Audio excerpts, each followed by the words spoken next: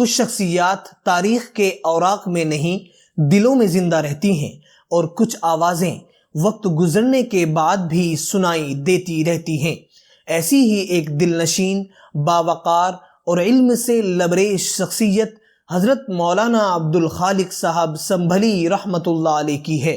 وہ صرف ایک عالم نہیں تھے، بلکہ ایشیا کی عظیم دینی درسگاہ دارالعلوم دیوبند کے وہ درخشاں چراغ تھے جنہوں نے استاذ حدیث و عدد کی حیثیت سے نسلوں کو سنوارا اور نائب محتمم کے منصب پر رہتے ہوئے ادارے کی خدمت کو وقار بخشا۔ عربی و اردو پر ایسی گرفت کہ الفاظ ان کے تابع، جملے ان کے اسلوب کے اسیر، گفتگو میں شگفتگی، تحریر میں دلکشی اور مزاج میں ایسی ظرافت کہ سننے والا محظوظ ہوئے بغیر نہ رہ سکے۔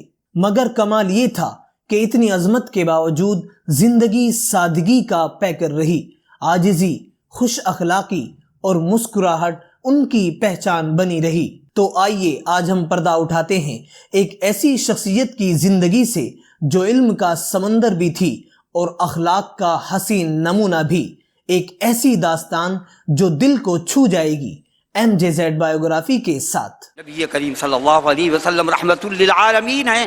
آپ نے اونٹ کی شکایت سنی، حدیث مبارک حدیث شریف میں آتا ہے، یا اسی طریقے سے ایک بلی کی خبر گیری نہ کرنے کی وجہ سے، دیکھ ریکھ نہ کرنے کی وجہ سے نبی کریم صلی اللہ علیہ وسلم نے جہنم کی وعید سنائی۔ حضرت مولانا عبدالخالق صاحب سنبھلی رحمت اللہ علیہ کی پیدائش 4 جنوری 1950 عیسوی کو صوبہ اتر پردیش کے ضلع سنبھل کے عظیم ترین علاقے سرائے ترین کے محلہ جھجران میں ہر دل عزیز اور مقبول عام و خاص شاعر جناب نصیر احمد صاحب رحمت اللہ علیہ کے گھر ہوئی۔ محلے کے مدرسے وحید المدارس میں تعلیم کا آغاز ہوا، جبکہ حضرت مولانا مفتی محمد آفتاب علی خان صاحب وہاں مدرس تھے۔ کچھ ہی دن بعد حضرت مفتی صاحب وہاں سے شمس العلوم منتقل ہو گئے تو آپ بھی وہیں چلے گئے۔ مدرسہ شمس العلوم میں حضرت حافظ فرید الدین خان صاحب رحمت اللہ علیہ سے قرآن کریم حفظ کی تکمیل کی اور دوسرے اساتذہ سے اردو، ہندی وغیرہ دینیات کی تعلیم حاصل کی۔ فارسی اور ابتدائی عربی سے شرح جامی تک کی تمام کتب حضرت مولانا مفتی محمد آفتاب علی خان صاحب رحمت اللہ علیہ سے پڑھی اور پھر 1968 عیسوی میں دارالعلوم دیوبند چلے گئے۔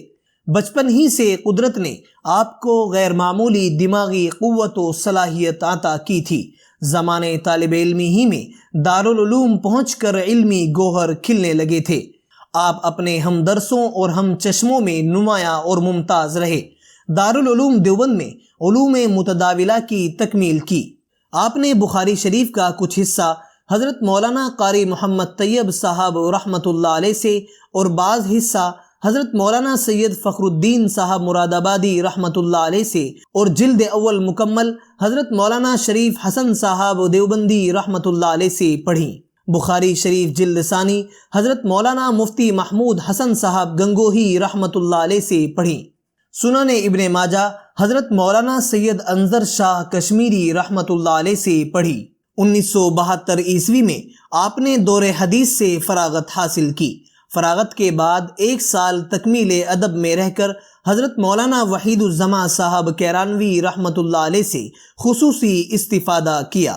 آپ کے اساتذہ میں ان حضرات کے علاوہ حضرت مولانا فخر الحسن صاحب مراد آبادی رحمت اللہ علیہ، حضرت مولانا معراج الحق صاحب دیوبندی رحمت اللہ علیہ، حضرت مولانا عبدالاحد صاحب دیوبندی رحمت اللہ علیہ، حضرت مولانا محمد حسین صاحب بہاری رحمت اللہ علیہ، حضرت مولانا نصیر احمد خان صاحب بلند شہری رحمت اللہ علیہ، حضرت مولانا نعیم صاحب دیوبندی رحمت اللہ علیہ، حضرت مولانا محمد سالم صاحب دیوبندی رحمت اللہ علیہ وغیرہ شامل ہیں۔ حضرت مولانا عبدالخالق صاحب سنبھلی رحمت اللہ علیہ نے تعلیم سے فراغت کے بعد 1973 عیسوی میں مدرسہ خادم الاسلام ہاپوڑ میں تدریس کا آغاز کیا۔ 6 سال وہاں مدرس رہے اور دور حدیث شریف کی کتابیں زیر درس رہیں۔ 1979 عیسوی میں جامعۃ الہدیٰ مراد آباد گئے، وہاں 3 سال تک تدریسی خدمات انجام دیں۔ 1982 عیسوی سے وفات تک تقریباً 39 سال دارالعلوم دیوبند میں تدریس کے ساتھ ساتھ کئی انتظامی امور میں بھی شریک کار رہے۔ بالآخر آپ 2008 عیسوی میں دارالعلوم دیوبند کے نائب محتمم بنائے گئے۔ ہر ایک شخص کے ساتھ آپ کا معاملہ نہایت شریفانہ ہوتا تھا۔ آپ عزیز طلباء کی تعلیم و تربیت پر کڑی نظر رکھتے تھے اور ان کے اندر علمی استعداد کے جوہر دیکھنا چاہتے تھے اور علم کے میدان میں آگے بڑھانے کی کوشش کرتے رہتے تھے۔ آپ کا طریقہ تعلیم اور افہام و تفہیم کا انداز بہت اچھا تھا، جس کے تمام طلباء مداح تھے۔ ظرافت مزاج میں کوٹ کوٹ کر بھری ہوئی تھی۔ آپ بے غرض نفع پہنچاتے تھے۔ آپ خوش اتوار، خوش مزاج، رقیق القلب، رحم دل اور متواضع انسان تھے۔ آپ کو علمی کمالات کے ساتھ ساتھ تقریر پر بھی قدرت تھی۔ اصلاحی و دعوتی پروگراموں میں شرکت کے لیے حسب موقع ملک کے طول و عرض کے اسفار فرماتے رہتے تھے۔ نیز جمعیت علماء ہند کے پروگراموں میں بھی اہتمام سے شریک ہوتے تھے۔ آپ نے اصلاح باطن و تزکیہ سلوک کے لیے فقیہ الامت مفتی اعظم ہند حضرت مولانا مفتی محمود حسن صاحب قدس سرہ کے دست حق پرست پر بیعت کی اور آپ کے تلقین کردہ اوراد و وظائف پر زندگی بھر عمل کرتے رہے۔ آپ کو اللہ تعالیٰ نے تصنیف و تالیف کا لطیف اور صاف ستھرا ذوق عطا فرمایا تھا، لیکن آپ اپنی تدریسی و انتظامی مصروفیات کی وجہ سے اس طرف زیادہ توجہ نہ دے سکے۔ پھر بھی چند تصنیفات آپ کی معرض وجود میں آئی۔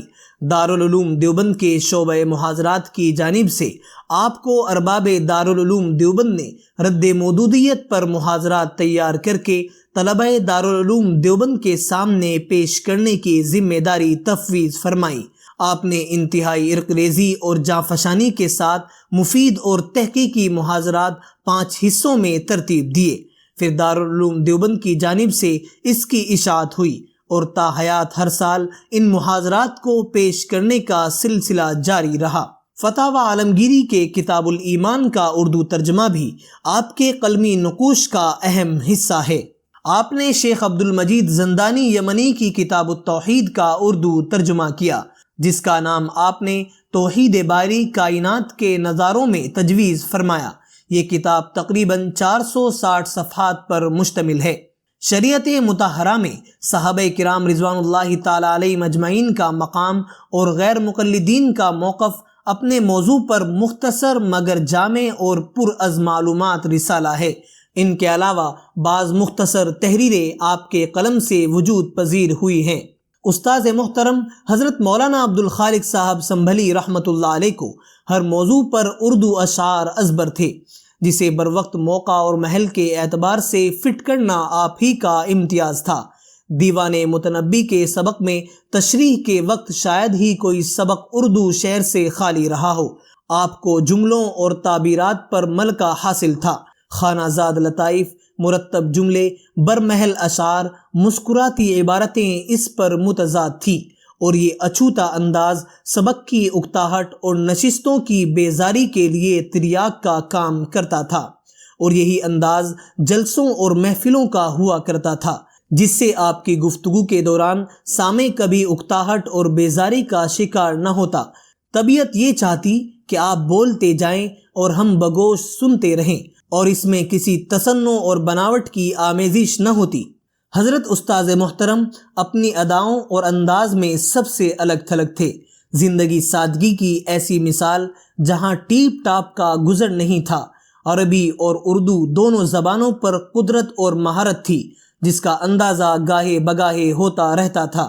زمانہ تدریس ہو یا نیابت اہتمام کا منصب عظیم، ابتدا سے انتہا تک نہ رویے میں تبدیلی، نہ انداز و اطوار میں تغیر، نہ بڑا پن، وہی تواضع، انکساری، وہی فروتنی کا پیکر، اخلاق حسنہ کا نمونہ، چال ڈھال، نشست و برخاست، گفتگو و ملاقات، ملنے ملانے کا انداز، کسی بھی طور طریقے سے کبھی بھی یہ محسوس نہیں ہوتا تھا کہ آپ اتنے موقر ادارے کے انتہائی عظیم منصب پر فائز ہیں۔ ہمیشہ اخلاق، محبت، تواضع اور کسر نفسی کا دامن مضبوطی سے تھامے رہے۔